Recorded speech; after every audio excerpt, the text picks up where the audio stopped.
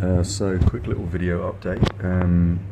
Given that the narrative which was predicted by myself and those people who have an understanding of true geopolitics, sounds very arrogant but it's true, that narrative has just played out once again. So obviously ISIS isn't real.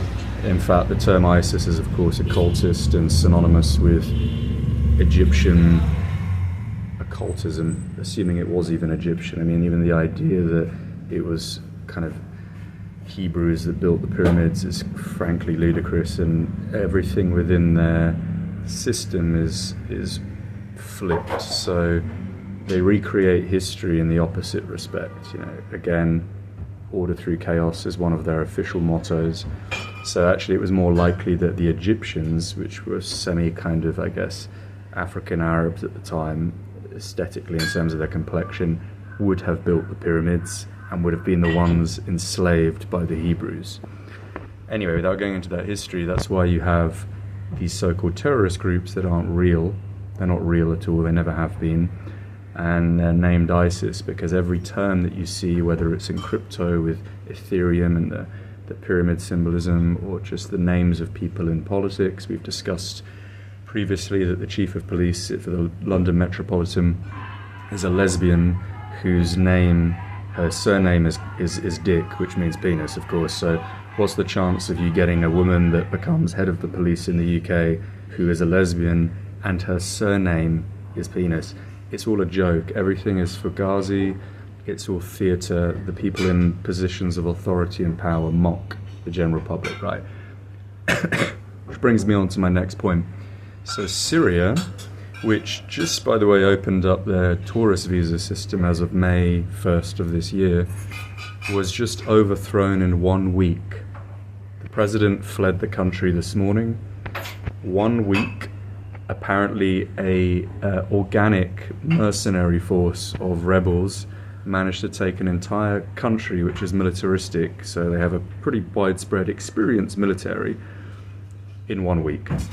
It's just not possible for anyone that has an understanding of the military and anything pertaining to that circumference, for lack of a better term. It's just not feasible for a load of inexperienced or less experienced soldiers to gather up themselves whilst in enemy territory and take an entire country with no air force and small arms in an entire week.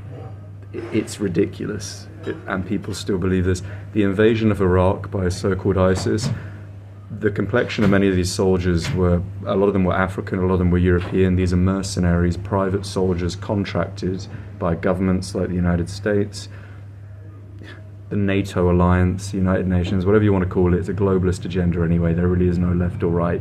There's no Russia and China, there's no United States, there's no Iraq. All of this is artificial, as I've said many, many times. It's all fugazi, it's all a game.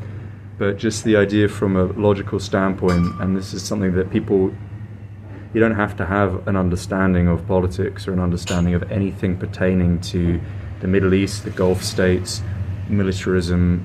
It's just common sense. If you have a brain, you should realize that it's not possible for a load of rebels to take an entire country the size of Syria in 1 week.